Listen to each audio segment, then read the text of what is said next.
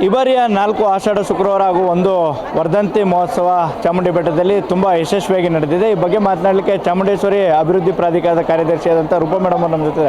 Madam, 4 ಆಷಾಢ ಶುಕ್ರವಾರ 1 ವರ್ಧಂತಿ ಅತ್ಯಂತ ಯಶಸ್ವಿಯಾಗಿದೆ ಮೇಡಮ್. ಎಲ್ರಿಗೂ ನಮಸ್ಕಾರ. ಎಲ್ಲರ ಸಹಕಾರ ಮತ್ತು ಯತೀಂದ್ರ ಸಾಹೇಬರು ಏನು ಮಾರ್ಗದರ್ಶನ ಕೊಟ್ಟಿದ್ದರು, ಮತ್ತು DC ಸರ್ ಮಾರ್ಗದರ್ಶನ, ಮತ್ತು ಕಮಿಷನರ್ ಮೇಡಮ್ ಏನೇನು ಬಂದೋಬಸ್ತಲ್ಲಿ ಏನೇನು ನಮಗೆ ಮಾರ್ಗದರ್ಶನ ಕೊಟ್ಟಿದ್ದರು, ಅದೇ ರೀತಿಯಲ್ಲಿ ವ್ಯವಸ್ಥಿತವಾಗಿ ಈ ರೀತಿಯಲ್ಲಿ ಈ ವರ್ಷ ಸ್ವಲ್ಪ ಲಾಸ್ಟ್ ಇಯರಲ್ಲಿ ಏನೇನಿತ್ತು ಅದನ್ನೆಲ್ಲ ನಾವು ಸೂಕ್ಷ್ಮವಾಗಿ ಗಮನಿಸಿ ಏನೇನು ವ್ಯವಸ್ಥೆಗಳನ್ನು ಮಾಡಬೇಕಿತ್ತು ಅದನ್ನು ಮ್ಯಾಕ್ಸಿಮಮ್ ಮಾಡಿದ್ವಿ. ಸೊ ಹಾಗಾಗಿ ಈ 4 ಶುಕ್ರವಾರಗಳು ಮತ್ತು ವರ್ಧಂತಿ ಒಂದು ಸ್ವಲ್ಪ ಜನರಿಗೆ ನೂಕುನುಗ್ಗಾಟ ಕೆಲವೊಂದು ಪಾಯಿಂಟ್ಗಳಲ್ಲಿತ್ತು. ಅದು ಉಳಿದಂತೆ ಸಮಗ್ರವಾಗಿ ಎಲ್ಲವೂ ಯಶಸ್ವಿಯಾಗಿದೆ ಅಂತ ನಾನು ಹೇಳಲಿಕ್ಕೆ ಇಷ್ಟಪಡ್ತೀನಿ. ಈ ಒಟ್ಟು ಆಷಾಢ ಶುಕ್ರವಾರದಲ್ಲಿ ಎಷ್ಟು ಜನಸಂಖ್ಯೆ ಬಂದಿದ್ದಾರೆ ಮೇಡಮ್ ಚಾಮುಂಡಿ ಬೆಟ್ಟಕ್ಕೆ? ಆಲ್ಮೋಸ್ಟ್ 8 ಲಕ್ಷಕ್ಕೂ ಹೆಚ್ಚು ಜನ ಬಂದಿದ್ದಾರೆ. 8 ಲಕ್ಷ ಜನಕ್ಕೂ ಅದರಲ್ಲಿ ಎಲ್ಲರೂ ಹೇಳ್ತಾ ಇದ್ದಿದ್ದು ಬರೀ ಹಣಕ್ಕೆ ಬೆಲೆ ಕೊಡ್ತಾ ಇದ್ದಾರೆ ಅಥವಾ ಶ್ರೀಮಂತರಿಗೆ ಆ ರೀತಿಯಲ್ಲಿ ಯಾವುದೇ ರೀತಿಯ ಸನ್ನಿವೇಶಗಳು ಉದ್ಭವ ಆಗದೇ ಇರೋ ರೀತಿಯಲ್ಲಿ ನಾವು ನೋಡ್ಕೊಂಡ್ವಿ. 2,000 ರೂಪಾಯಿ ಕೇವಲ ಯಾರಿಗೆ ಅನಿವಾರ್ಯತೆ ಇತ್ತು ಅವ್ರಿಗೆ ಮಾತ್ರ ನಾವು ಅವಕಾಶ ಮಾಡಿಕೊಟ್ವಿ. ಬರೀ 1,500 ಟಿಕೆಟ್ಸ್ ಮಾತ್ರ ಅವಕಾಶ ಇತ್ತು. ಸೊ ಹಾಗಾಗಿ ಮ್ಯಾಕ್ಸಿಮಮ್ ಹೋಗಿರೋದು ಸಾಮಾನ್ಯ ದರ್ಶನದಲ್ಲೇ ಜನರು ಹೋಗಿರೋದು.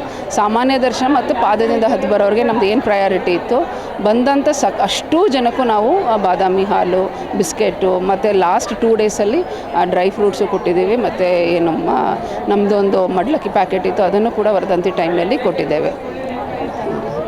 ಮೇಡಮ್, ಕಳೆದ ಬಾರಿಗೆ ಹೋಲಿಕೆ ಮಾಡಿದರೆ ಜನ ಭಕ್ತರೇ ಹೇಳ್ತಿರುವಂಥದ್ದು ಕಳೆದಾದಂಥ ಒಂದಷ್ಟು ಲೋಪದೋಷಗಳನ್ನ ಈ ಬಾರಿ ಅತ್ಯಂತ ಯಶಸ್ವಿಯಾಗಿ ಪ್ರಾಧಿಕಾರ ಆಗಿರ್ಬೋದು ಅಥವಾ ಜಿಲ್ಲಾಡಳಿತ ಆಗಿರ್ಬೋದು ಯಶಸ್ವಿಯಾಗಿ ನಿಭಾಯಿಸಿದೆ ಅಂತ ಜನರೇ ಹೇಳ್ತಾ ಇದ್ದಾರೆ ಮೇಡಮ್. ಅದಕ್ಕೆ ನಾನು ಜನರಿಗೆ ಧನ್ಯವಾದ ಹೇಳಲಿಕ್ಕೆ ಇಷ್ಟಪಡ್ತೇನೆ. ಜನರು ಕೂಡ ಈ ಸಲ ತುಂಬ ಸಾವಧಾನವಾಗಿ ಅನೇಕ ಕಡೆ ಸ್ವಲ್ಪ ಇಶ್ಯೂಸ್ ಇರೋ ಕಡೆಯಲ್ಲೂ ಕೂಡ ಸಾವಧಾನವಾಗಿ ಜನರು ನಮಗೆ ತುಂಬ ಸಹಕಾರವನ್ನು ಕೊಟ್ಟಿದ್ದಾರೆ. ಪ್ರಾಧಿಕಾರದ ವತಿಯಿಂದ ಬಂದಂತಹ ಎಲ್ಲ ಭಕ್ತಾದಿಗಳಿಗೆ ತುಂಬ ಹೃದಯದ ಧನ್ಯವಾದಗಳನ್ನು ಹೇಳಲಿಕ್ಕೆ ಇಷ್ಟಪಡ್ತೇನೆ. ಮೇಡಮ್, ಸಾಕಷ್ಟು ರಾಜ್ಯದ ಬೇರೆ ಬೇರೆ ಕಡೆ ದೇವಸ್ಥಾನಗಳಿರ್ಬೋದು, ಅಲ್ಲಿ ಸಾಕಷ್ಟು ಗಂಟೆಗಳ ಕಾಲ ದಿನವಿಡೀ ನಿಂತ್ಕೊಂಡು ದರ್ಶನ ಮಾಡುವಂಥ ಕೆಲಸಕ್ಕೆ ಭಕ್ತರು ಮುಂದಾಗ್ತಾರೆ. ಆದರೆ ಚಾಮುಂಡಿ ಬೆಟ್ಟದಲ್ಲಿ ಮಾತ್ರ ಬೇಗ ಆಗ್ಬಿಡ್ಬೇಕು ಅನ್ನುವಂಥ ಕಲ್ಪನೆ ಬಂದ್ಬಿಡುತ್ತಲ್ಲ ಮೇಡಮ್ ಅಂತ ಜನರಲ್ಲಿ ನಾನು ಮನವಿ ಮಾಡ್ತೇನೆ. ಈಗ ಹಾಸನಾಂಬವನ್ನು ಚಾಮುಂಡಿ ಬೆಟ್ಟದ ಆಷಾಢ ಶುಕ್ರವಾರದ ಜೊತೆಗೆ ಕಂಪೇರ್ ಮಾಡ್ತಾನೇ ಇದ್ದಾರೆ. ಸೊ ಈ ಒಂದು ಕಂಪ್ಯಾರಿಸನನ್ನು ನಾನು ದಯವಿಟ್ಟು ಮಾಡಬಾರ್ದು ಅಂತ ಕೇಳ್ಕೊಳ್ತೇನೆ. ಯಾಕಂತ ಹೇಳಿದ್ರೆ ಹಾಸನಾಂಬದಲ್ಲಿ ಇಡೀ ಟೌನನ್ನೇ ಅವರು ಬಳಕೆ ಆಗಿತ್ತು. ನಾನು ಹೋದಾಗಲೂ ಕೂಡ ಆಲ್ಮೋಸ್ಟ್ ಒಂದು 3 ಕಿಲೋಮೀಟ್ರಿಂದ 4 ಕಿಲೋಮೀಟ್ರ್ ಜನ ನಿಂತಿದ್ದಂಥದ್ದು ಕಂಡು ಬಂದಿತ್ತು. ಇಲ್ಲಿ ಬೆಟ್ಟದಲ್ಲಿ ಏನಾಗುತ್ತೆ, ನಮಗೆ ಜಾಗದ ಒಂದು ಕೊರತೆ ಇದೆ ಮತ್ತು ಟೆಂಪಲ್ ತುಂಬ ಚಿಕ್ಕದಿದೆ. ಸೊ ನಮಗಿರುವಂತಹ 3 ಅಡಿ ಬಾಗಿಲೊಳಗಡೆ ನಾವು ಎಲ್ಲ ರೀತಿಯ ಭಕ್ತಾದಿಗಳನ್ನು ನಾವು ಕಳಿಸ್ಬೇಕಾಗತ್ತೆ. ತಮಗೆ ತಿಳಿದಿರೋ ಹಾಗೆ ಯಾವುದೇ ದೇವಸ್ಥಾನದಲ್ಲೂ ಕೂಡ VIP ಪ್ರೋಟೋಕಾಲ್ ಇದ್ದೇ ಇರುತ್ತೆ. ಸೊ VIP ಪ್ರೋಟೋಕಾಲ್ನ ನಾವು ಮಾಡಲೇಬಾರ್ದು ಅಂತ ಹೇಳುವಂಥದ್ದು ಸರಿಯಲ್ಲ.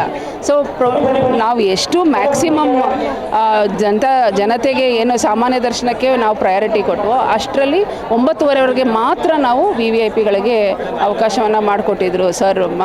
ನಮ್ಮ ಯತೀಂದ್ರ ಸರ್ ಹೇಳಿದ ಹಾಗೇ ಅದೇ ರೀತಿಯಲ್ಲಿ ಜನರು ಕೂಡ VVIPಗಳು ಕೂಡ ಬರೀ 10 ಗಂಟೆ ಒಳಗಡೆ ಮಾತ್ರ ಬಂದರು. ಅದು ನಮಗೆ ತುಂಬ ಹೆಲ್ಪ್ ಆಯಿತು. ಸೊ ಚಾಮುಂಡಿ ಬೆಟ್ಟದ ದರ್ಶನವನ್ನು ಬೇರೆ ಟೆಂಪಲ್ಗೆ ಹೋಲಿಸೋದು ಕೂಡ ಸ್ವಲ್ಪ ಅಂದರೆ ಬೇರೆ ಟೆಂಪಲಲ್ಲಿ ಇರುವಂಥಷ್ಟು ಜಾಗ ನಮ್ಮಲ್ಲಿ ಇಲ್ಲದೆ ಇರೋದ್ರಿಂದ ಸ್ವಲ್ಪ ಆ VVIPದು ಒಂದು ಇರಿಸು ಇದ್ದೇ ಇರುತ್ತೆ ಯಾವಾಗಲೂ. ಮೇಡಮ್, ತಾವು ಚಾಮುಂಡಿ ಬೆಟ್ಟಕ್ಕೆ ಬರುವುದಕ್ಕೂ ಮುನ್ನ ಯಾವ ರೀತಿ ಇತ್ತು ಮತ್ತು ತಾವು ಬಂದಂಥ, ಯಾಕೆಂದರೆ ಕೆಲವರು ಚಾಮುಂಡಿ ಬೆಟ್ಟದ ಲೋಪದೋಷಗಳನ್ನೇ ಹುಡ್ಕುವಂಥ ಕೆಲಸ ಆಗ್ತಾರೆ.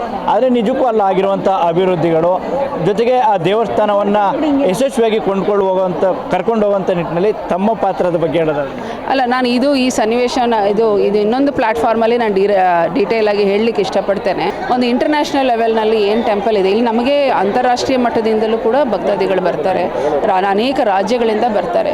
ಇಲ್ಲಿ ಬರಬೇಕಾದ್ರೆ ಒಂದು ಪ್ರಾಧಿಕಾರ, ನಾನು ಈಗಾಗಲೇ ಮಲೆ ಮಹದೇಶ್ವರ ಬೆಟ್ಟದಲ್ಲಿ ನಾನು ಸೆಕ್ರೆಟರಿಯಾಗಿ ಕೆಲಸ ಮಾಡಿದ್ದೇನೆ. ಹಾಗೆ ಅಡಿಷನಲ್ DC ದಕ್ಷಿಣ ಕನ್ನಡ ಇದ್ದಾಗಲೇ ಕುಕ್ಕೆ ಸುಬ್ರಹ್ಮಣ್ಯ 1 ವರ್ಷ ನಾನು ಅಡ್ಮಿನಿಸ್ಟ್ರೇಟರ್ ಕೆಲಸ ಮಾಡಿದ್ದೇನೆ. ಇಂತಹ ದೊಡ್ಡ ದೊಡ್ಡ ಟೆಂಪಲ್ಗಳಿಗೆ ಪ್ರಾಧಿಕಾರದ ಅವಶ್ಯಕತೆ ಇದೆ. ಇದು ಇದರ ಒಂದು ಏನು ಆಡಳಿತಾತ್ಮಕವಾಗಿ ಆಗಬೇಕಾಗಿರುವಂತಹ ಬದಲಾವಣೆಗಳಿಗೆ ಮತ್ತು ಇಲ್ಲಿ ಬರ್ತಾ ಇರುವಂಥ ಭಕ್ತಾದಿಗಳಿಗೆ ಕೊಡಬೇಕಾಗಿರುವಂತಹ ಮೂಲಭೂತ ಸೌಕರ್ಯಗಳನ್ನು ಕೊಡಬೇಕಾದ್ರೆ ಪ್ರಾಧಿಕಾರದ ಅಗತ್ಯ ಇತ್ತು. ಸೊ ಆ ನಿಟ್ಟಿನಲ್ಲಿ ಮಾಡಿದಂತಹ ಏರ್ಪಾಡಿಗೆ ನಾನು ಮೊದಲನೇದಾಗಿ ಪ್ರಾಧಿಕಾರದ ಕಾರ್ಯದರ್ಶಿಯಾಗಿ ಕಾರ್ಯಭಾರ ತಗೊಂಡ ನಂತರ ಅನೇಕ ಚಾಲೆಂಜಸ್ ಬಂದಿದೆ. ಆಲ್ಮೋಸ್ಟ್ 2 ವರ್ಷಗಳಲ್ಲಿ ಸಾಧ್ಯವಾದಷ್ಟು ಮಟ್ಟಿಗೆ ನಾವು ಆಡಳಿತಾತ್ಮಕವಾಗಿ ಮತ್ತು ಫಿನಾನ್ಷಿಯಲಿ ಏನು ಸೋರಿಕೆಗಳಾಗ್ತಾ ಇತ್ತು ಅದನ್ನು ಕಟ್ಟುನಿಟ್ಟಾಗಿ ಅದನ್ನು ತಡೆ ಹಿಡಿದಿದ್ದೇವೆ. ಆ ನಿಟ್ಟಿನಲ್ಲಿ ನಮಗೆ ಆದಾಯದಲ್ಲಿ ಕೂಡ ಹೆಚ್ಚಾಗಿದೆ. ಅನೇಕರಿಗೆ ಇಲ್ಲಿ ಹರ್ಟ್ ಆಗಿರುತ್ತೆ. ಅಂದರೆ ಈ ಒಂದು ವ್ಯವಸ್ಥೆಯನ್ನು ಯಾವುದೇ ಒಂದು ವ್ಯವಸ್ಥೆ ಬದಲಾವಣೆಗೆ ನಿಂತಾಗ ಆಲ್ಮೋಸ್ಟ್ ಅಲ್ಲಿರುವಂತಹ ಅನೇಕ ವ್ಯವಸ್ಥೆಗಳಿಗೆ ಕೂಡ ಒಂದು ಸ್ವಲ್ಪ ಹರ್ಟ್ ಆಗುತ್ತೆ. ಆ ನಿಟ್ಟಿನಲ್ಲಿ ಸ್ವಲ್ಪ ಜನರು ನೆಗೆಟಿವ್ ಆಗಿ ಮಾತಾಡ್ತಾ ಇದ್ದಾರೆ. ಬಟ್ ಸ್ಟಿಲ್ ನಾನೇನು ಹೇಳೋದು ಅಂತ ಹೇಳಿದ್ರೆ ಪ್ರಾಮಾಣಿಕವಾಗಿ ನಾನು ತಾಯಿಯ ಒಂದು ಏನು ಸನ್ನಿಧಾನದಲ್ಲಿ ಅವಕಾಶ ಸಿಕ್ಕಿದೆ ಆ ಅವಕಾಶವನ್ನು ಪ್ರಾಮಾಣಿಕವಾಗಿ ಮಾಡುವಂಥ ಒಂದು ಪ್ರಾಮಾಣಿಕ ಪ್ರಯತ್ನವನ್ನು ನಾನು ಮಾಡ್ತಾ ಇದ್ದೇನೆ. ಈ ನಿರ್ಧಾರದಲ್ಲಿ ಆಡಳಿತಾತ್ಮಕವಾಗಿ ತೆಗೆದುಕೊಂಡಂತಹ ಅನೇಕ ಸ್ವಲ್ಪ ಬೋಲ್ಡ್ ನಿರ್ಧಾರಗಳು ಅಂತ ಹೇಳ್ಬೋದು, ಅದು ಸ್ವಲ್ಪ ಟೀಕೆಗೆ ಒಳಗಾಗಿದೆ. ಬಟ್ ಅದರಿಂದ ಆಗಿರುವಂತಹ ಉತ್ತಮ ಬೆಳವಣಿಗೆಗಳ ಬಗ್ಗೆ ನಾನು ಇನ್ನೊಂದು ದಿನ ಸಂಪೂರ್ಣವಾಗಿ ಮಾಹಿತಿಯನ್ನು ಕೊಡ್ತೇನೆ. ನಾವು ಕೂಡ ಮೈಸೂರಿನವರೇ ಮೇಡಮ್. ತಾಯಿ ಚಾಮುಂಡೇಶ್ವರಿ ಸನ್ನಿಧಿಯಲ್ಲಿ ಜವಾಬ್ದಾರಿ ನಿರ್ವಹಿಸಿದೆ ಅನ್ನೋದಕ್ಕಿಂತ ಹೆಚ್ಚಾಗಿ ತಾಯಿ ಚಾಮುಂಡೇಶ್ವರಿಯ ಸೇವೆಯನ್ನು ಮಾಡಿದ್ರೆ ಅನ್ನೋ ತೃಪ್ತಿ ಇದೆ ಅಲ್ವ ಮೇಡಮ್? ಹೌದು, ನಾನು ಬಂದಾಗಿಂದಲೂ ಅದನ್ನೇ ಹೇಳ್ತಾ ಇದ್ದೇನೆ. ಈ ಜಾಗಕ್ಕೆ ಬರಬೇಕಾದ್ರೆ ಹಿಂದೆ ಒಬ್ಬರು ಕೇಳಿದರು ಯಾಕೆ ಇಂಥ ಕೇಡರ್ನ ಒಬ್ಬ ಅಧಿಕಾರಿ ಇಲ್ಲಿಗೆ ಬೇಕು ಅಂತ.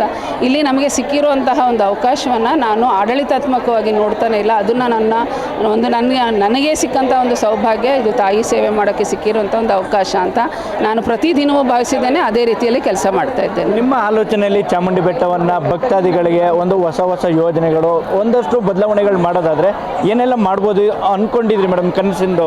ಅಲ್ಲ, ಹೌದು, ಈಗಾಗಲೇ ನಾವು ಮಾಡ್ತಾ ಇದ್ದೇವೆ. ಅಂದರೆ ನಮ್ಮ ಬದಲಾವಣೆಗಳು ಕಣ್ಣಿಗೆ ಕಾಣಿಸುವಂಥದ್ದು. ಈಗ ಕೆಲವೊಂದು ಕಡೆ ಮಾದೇಶ್ವರ ಬೆಟ್ಟದಲ್ಲಿ ಜಾಗ ಇರೋದ್ರಿಂದ ಏಕಾಏಕಿ ನಮಗೆ ಜನಕ್ಕೆ ಕಾಣಿಸುತ್ತೆ. ಬಟ್ ಮೊದಲನೇದಾಗಿ ನಾವು ಆಡಳಿತಾತ್ಮಕವಾಗಿ ಮಾಡಬೇಕಾಗಿರುವಂತಹ ಕೆಲಸಗಳನ್ನು ನಾವು ಈ 1-2 ವರ್ಷದಲ್ಲಿ ಮಾಡಿದ್ದೇವೆ.